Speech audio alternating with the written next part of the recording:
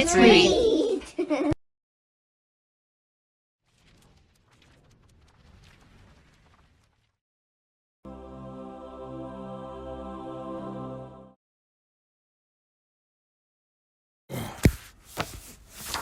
The Sea Story.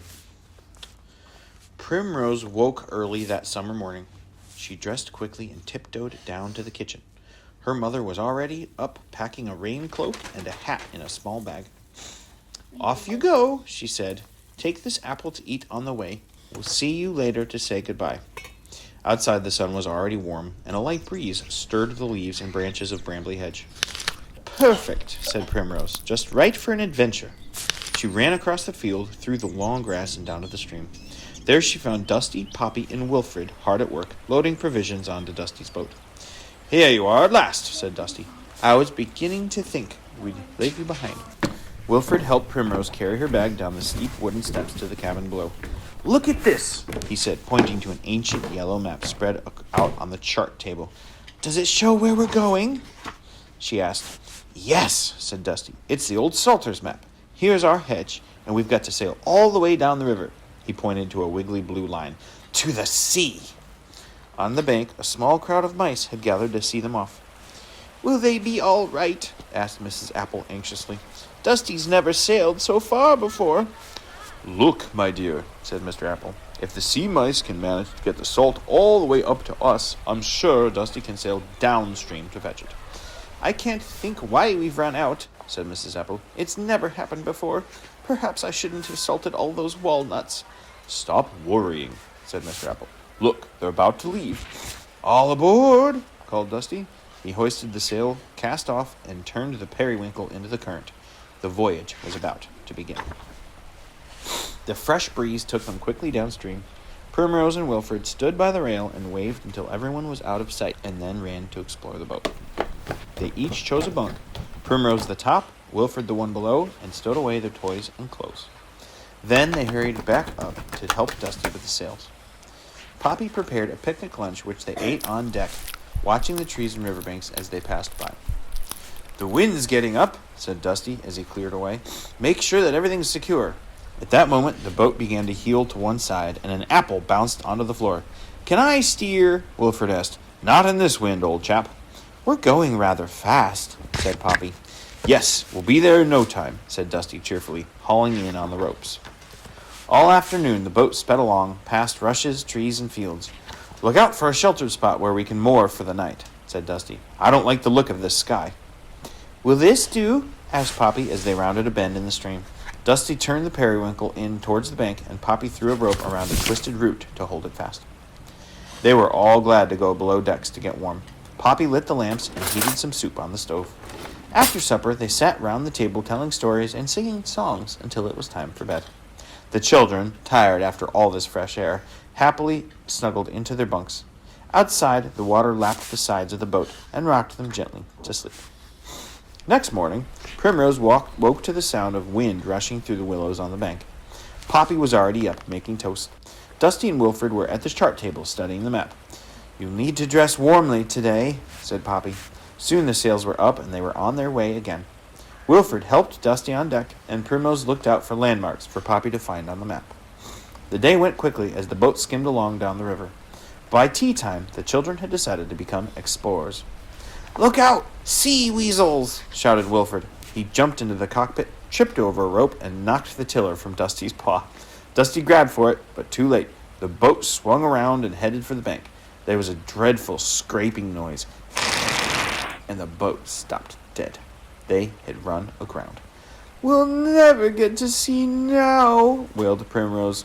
Wilfred hung his head. He felt close to tears. "Sorry, Dusty," he muttered. "We won't get off this evening," sighed Dusty, trying to lever the boat away with an oar. "We'd better go below and have supper." The sound of heavy rain greeted the mice next morning. When Dusty looked through the porthole, he saw the water level had risen during the night and floated them clear. "Hooray!" he shouted and dashed up on deck to take the tiller. "Fetch the map. I think we're nearly there." Primrose pointed ahead. "Look, that must be Seagull Rock. I see some boats." As they drew closer, they saw some water shrews fishing on the bank. Dusty cupped his paws. Are we on course for Sandy Bay? He called. Best anchor here and take the path up to the cliffs, said the water shrew. Dusty moored up neatly between the other boats, and the 4 mice stepped ashore. Slowly, they made their way up the steep path through the pine trees. At last, they stepped up to the very brow of the hill, and there, spread out before them, glittering in the afternoon sun, was the sea. It's so big, gasped Primrose. And so blue, added Wilfred. One after another, clutching at tufts of marram grass for support, they slithered down the path. Which way now? Asked Primrose. Dusty looked at his map. To the right, he said. Past the sea, Campions. Poppy was the first one to catch sight of a group of mice sitting by a door in the sandy cliffs. Excuse me, she called. We're looking for Purslane Saltapple. Well, that's me, replied one of the mice. Dusty, delighted, ran to shake his paw. We're from Brambly Hedge, he explained. We've run out of salt. Then it's a fair wind that blew you here, said Purslane. Let me introduce you to my wife Thrift and our children Pebble, Shell, and Baby Shrimp. You must be exhausted, said Thrift. Come inside, do, and make yourselves comfortable. I expect you'd like to wash your paws. She led them down a passage to the bathroom. There's water for washing, she said, pointing to a pitcher. If you'd like a drink, come along to the kitchen. Poppy and Dusty's bedroom looked straight into the sea.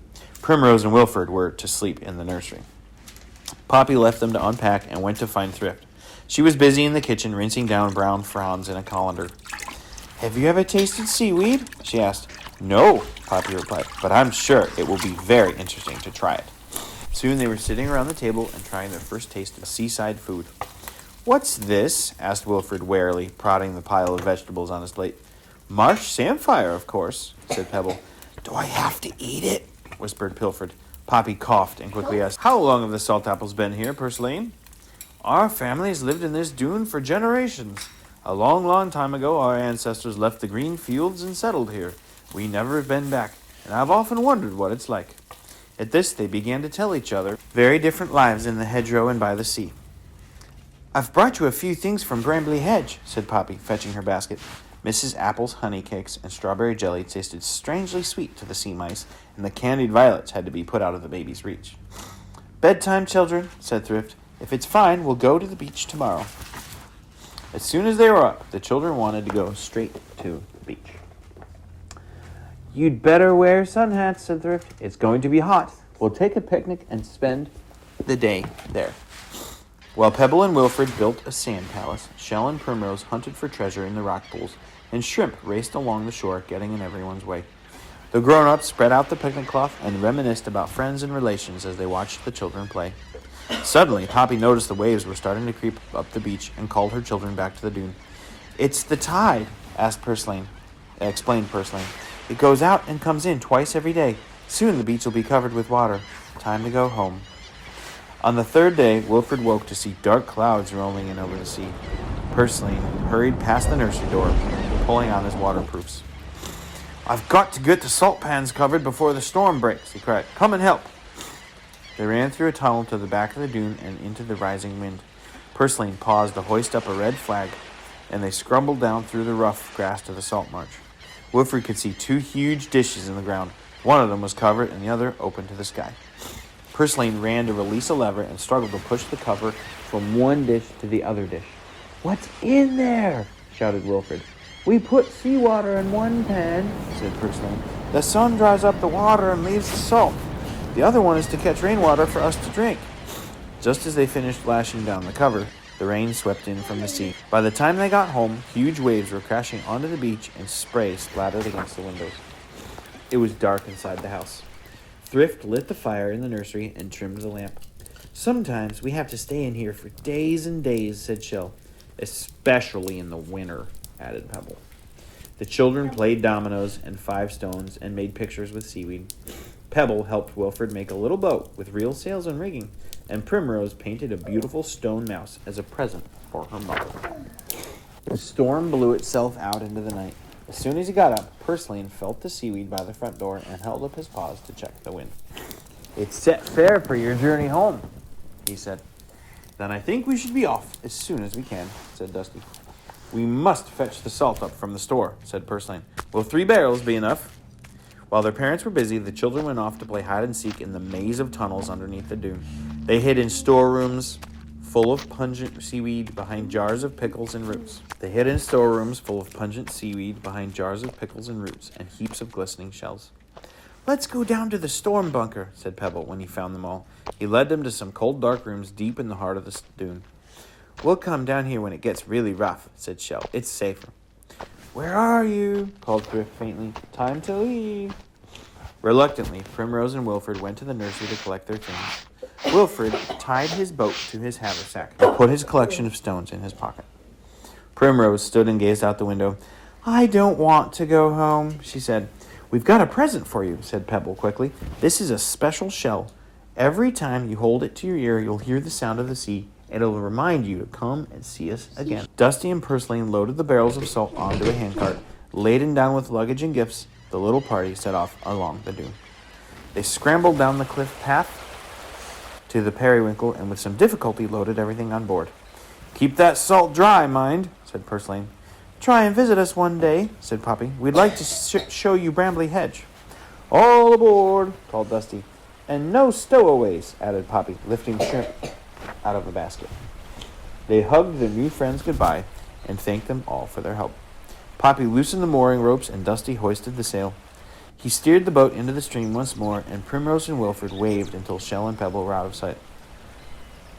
"I'm a salter on the salty sea, a-sailing on the foam, but the salter's life is sweetest when the sail is set for home," sang Wilfred as a fresh breeze caught the sails and swept them round a bend in the river.